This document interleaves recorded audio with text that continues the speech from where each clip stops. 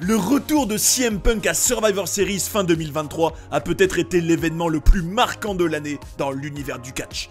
Après avoir été viré en 2014, le Kid de Chicago était de retour à la WWE, cette compagnie qu'il a tellement critiquée pendant 10 ans. Et aujourd'hui, environ 2 mois après ce retour mémorable et une série d'apparitions à Raw et à SmackDown, après avoir pu bien se remettre de ce véritable cataclysme, il est temps de prendre un peu de recul et ça peut déjà être très intéressant de faire un premier bilan de son retour à la WWE. Vous allez savoir ce que j'en ai pensé après avoir bien pu digérer tout ça et surtout découvrir mon avis sur ce que Punk a fait dans la fédération de Stamford depuis des mois. Et je vais aussi réagir à des avis que j'ai pu trouver sur le web à son sujet. Et le moins que je puisse vous dire, c'est que les apparitions de l'ancien prophète de la Straight Edge Society à la WWE depuis 2 mois font vraiment débat. D'ailleurs, je précise bien sûr que tout ce que je vais dire n'est que de mon avis.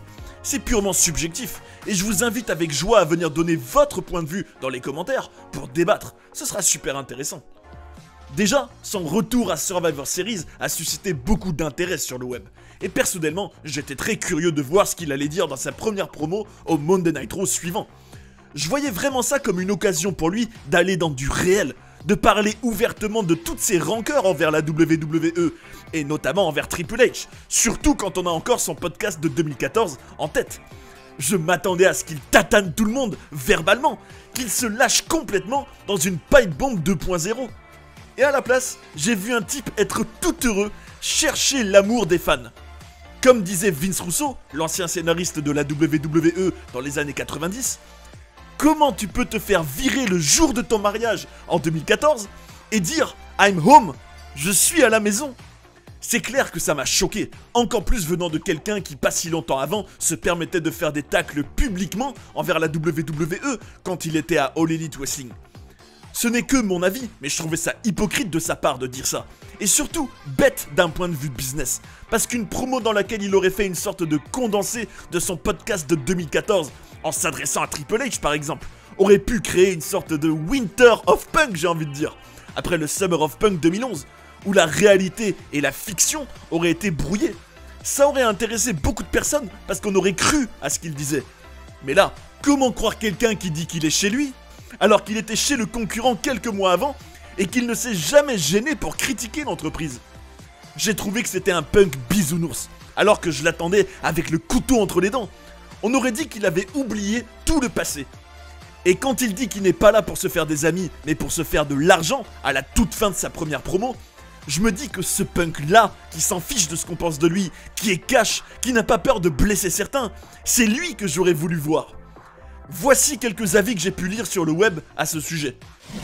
Punk est parti en mauvais termes, nous a laissé en plan pendant 10 ans, a aidé la concurrence et a critiqué la WWE sur Twitter pendant toutes ces années. Et vous pensiez vraiment qu'à peine il revient, on va lui donner tous les honneurs? Faut être réaliste. Je suis d'accord avec cet avis. Faire comme si tout était oublié ou comme si rien de tout ça n'avait existé, c'est nous prendre pour des imbéciles de sa part, à mon avis. À moins qu'il ait ravalé toutes ses rancœurs parce qu'on lui a promis son plus grand rêve, à savoir le main event de WrestleMania. Il est toujours nul. Je ne peux pas faire abstraction de sa période à l'UFC. C'est difficile d'être un dur à cuire quand tu te fais tataner comme ça dans des vraies bagarres. Personnellement, je comprends totalement. Moi non plus, je ne le vois plus pareil depuis. N'est pas Brock Lesnar qui veut, j'ai envie de dire. Et c'est effectivement compliqué de le prendre hyper au sérieux quand on se dit que dans ses 2 seuls combats de MMA, il s'est fait laminer. À mes yeux, ça le fait passer pour un grand parleur. Et l'entendre dire à un gars comme Drew McIntyre, quelques semaines plus tard dans une promo, qu'il va le démolir, ça peut faire doucement rigoler quand on repense à son passage à l'UFC. Waouh, j'y crois et j'y crois pas en même temps. La WWE était en feu, et là, il ramène un cancer égomaniaque et monstrueux. Ça va vraiment bien se terminer, tout le monde le sait. Voilà une tendance suite à son retour. Même s'il attire de l'attention et fait beaucoup parler, du moins parmi ceux qui connaissent le catch, parce que pour autant, il n'a pas fait venir des millions de téléspectateurs devant les shows où il était, j'aimerais quand même le rappeler, il est loin de faire l'unanimité. Le grabuge qu'il a fait à l'AEW a laissé des traces dans l'esprit des fans, j'ai l'impression, et il divise beaucoup. C'est sûr qu'il est controversé, et ce que relève cet internaute est une grande question sur ces prochains mois. CM Punk va-t-il créer du bazar en coulisses et devenir un poison pour la WWE? À suivre. Est-ce que Triple H a fait renaître le kayfabe de ses cendres le temps d'un soir? Son retour est resté un secret. Personne ne savait si la réaction de Rollins était authentique ou pas. Et on ne sait toujours pas si la sortie de Drew McIntyre était vraiment censée arriver ou pas. Les talents étaient au courant, ou peut-être pas, de son arrivée. Tout s'est peut-être fait à la dernière minute. À moins que ce soit ce que Triple H veut qu'on croie. Les Dirt Sheets se sont fait avoir. Tout le monde s'est fait avoir. Et c'est encore le cas. Aucun de nous ne sait vraiment ce qu'il s'est passé et ce qu'il va se passer. Ça, c'est le catch. Brouiller la réalité et la fiction. Faire douter les spectateurs. Créer de la conversation et engendrer des spéculations sans fin. Comme vous le savez, j'ai moi-même été très surpris par son retour. C'était fou à suivre, et je me retrouve totalement dans cet avis. À l'époque d'internet et des dirt sheets comme il dit, c'est tellement rare de vivre une vraie surprise sans s'y attendre, et encore plus de ne pas savoir ce qui est prévu ou non. Par la suite, on a essentiellement eu une courte période où CM Punk devait choisir dans quel show il allait signer, entre Raw, SmackDown et NXT. À titre personnel, je trouve que c'était du pur remplissage sans intérêt de faire ça. Je m'en fiche complètement de savoir où il va signer, et de toute manière, on a bien vu ces dernières années que le brand split n'est même pas respecté en général. La seule chose qui m'a plu dans cette courte période, c'est qu'il fasse des références à Roman Reigns, à Seth Rollins, qu'il plante déjà les graines de rivalité à venir. Et j'en profite pour dire qu'un Punk contre le chef de la tribu avec Paul Heyman en arbitre est un vrai dream match pour moi. Entre ces deux Paul Heyman guys. Si vous aussi, c'est un affrontement qui vous fait rêver, je vous invite à mettre un petit like à la vidéo. C'est pas grand chose pour vous, mais ça m'aide beaucoup. Et si en plus vous vous abonnez, vous me mettez royal. Et puisque je parle de royauté, voilà quelque chose que je me suis dit face à toute cette période des premières promos de Punk à la WWE. C'est évident que toute l'idée c'était de le faire mariner en attendant le Royal Rumble auquel il va participer. Et j'ai apprécié le fait qu'il dise ouvertement qu'il voulait finir sa propre histoire. Un petit clin d'œil à Cody Rhodes. Et gagner le Rumble pour faire le main event de WrestleMania. Là, quand je repense à son podcast de 2014, où tu sentais que ce main event de WrestleMania avait été son obsession pendant des années et la plus grande frustration de sa carrière, je crois à ce qu'il dit. Je crois en son personnage. Et ça me fait rebondir sur un avis d'un internaute. Pour moi, CM Punk est un des meilleurs au monde au micro. Quand il parle, j'écoute. Il sait transmettre une émotion et une histoire à travers ses promos, ce dont beaucoup de ses collègues ne sont pas capables. Il ne montre pas des émotions qu'en criant, comme 95% des autres catcheurs. Que ça parte en cacahuète ou pas, nous sommes dans un autre âge d'or du catch qu'on n'avait plus eu depuis 15-20 ans. Alors, je vais m'installer confortablement et le siroter autant que possible. Alors là, je suis d'accord que les promos, c'est la plus grande force de CM Punk. Et depuis son retour, il a encore montré qu'il n'a rien perdu de son talent. Le problème, c'est plutôt son discours global. Mais la nuance que j'apporte à cet avis, c'est que les émotions et l'histoire qu'il exprime, j'y crois quand même beaucoup moins quand je me rappelle de son podcast, quand je repense à son fiasco à l'UFC, et quand je me souviens de ce qu'il a pu dire à l'AEW. Il y a une incohérence entre ses paroles et les actes, ce qu'il a fait sur le terrain. Quand il dit qu'il est à la maison maintenant et qu'il nous aime, j'ai surtout l'impression de voir un type prêt à cracher sur son honneur pour être populaire, qui nous sort les violons pour qu'on l'aime, et j'ai surtout hâte qu'il soit tranchant et en colère. C'est là où il est le meilleur. Par contre, dire qu'on est dans un âge d'or du catch à une époque où Raw fait les pires audiences de son histoire, ça me fait doucement rigoler. Vous seriez pas heureux, vous, d'être à la maison? Exactement, et c'est ironique bien sûr. Certes, Punk a vieilli, peut-être pardonné, connu des expériences qui l'ont fait changer, mais de là à dire d'une compagnie qui a failli te tuer en te faisant travailler à mort, tout en te manquant de respect tout le long, et qui t'a viré le jour de ton mariage. Et je rappelle que Triple H était directement impliqué dans cette histoire. Je peux que vous inviter à aller écouter la traduction en français du célèbre podcast de 2014 de Punk sur la chaîne, pour constater que Triple H y a aussi pris cher. De là à dire que cette compagnie, c'est ta maison. Finalement, les meilleurs moments depuis son retour et après ce petit cirque de savoir dans quel show il va signer, on les a eus dans les deux promos qu'il a eues face à des collègues. Celle face à Seth Rollins et celle face à Drew McIntyre. Bon, je regrette de ne pas avoir vu la version de 2014-2015 de Rollins dans cette promo, et qu'il n'ait pas porté une tenue un peu plus crédible on va dire. Mais au moins, j'étais captivé. Je sentais qu'il ne s'aimait pas et j'y croyais. On y avait enfin un Rollins plus sérieux que d'habitude, qui lui disait que ce n'était pas sa maison, qu'il a abandonné cet endroit il y a 10 ans, qu'il a même essayé de faire s'effondrer cet endroit activement en allant chez la concurrence, qui disait qu'il le déteste. Et ça donnait vraiment envie de voir d'autres promos entre eux, à condition qu'elles soient sérieuses et toujours pleines de références à la réalité. Quant à celle avec Drew McIntyre, où on notera la grosse différence de taille et de volume musculaire entre les deux, c'était aussi teinté de vérité, notamment quand l'Écossais disait de Punk que vers 2012, il s'était autoproclamé leader du vestiaire et qu'il était un démon. J'ai trouvé ça excellent. Drew a gagné la bataille promotionnelle. C'est vrai que l'Écossais y a été très bon. Et c'est sans doute à l'instant T le segment de CM Punk que j'ai préféré depuis qu'il est revenu. C'était intéressant de voir McIntyre reprocher à Punk de ne pas avoir été un vrai leader de vestiaire avec lui à l'époque de sa première période à la WWE, quand il est passé par des moments difficiles et qu'il avait besoin d'être soutenu. De lui rappeler que lui a déjà gagné le Rumble et fait le main event de WrestleMania. De les voir tous les deux faire cette pose sur les cordes du ring à la Edgy Lee, la femme de Punk. On notera que le Kid de Chicago a même fait une petite référence à la Straight Edge Society, mais je trouvais ça quand même un peu trop facile et puéril de terminer en disant à Drew qu'il l'éliminerait en dernier. Il y a longtemps, genre il y a 2 mois, Wembley a eu lieu il n'y a pas si longtemps.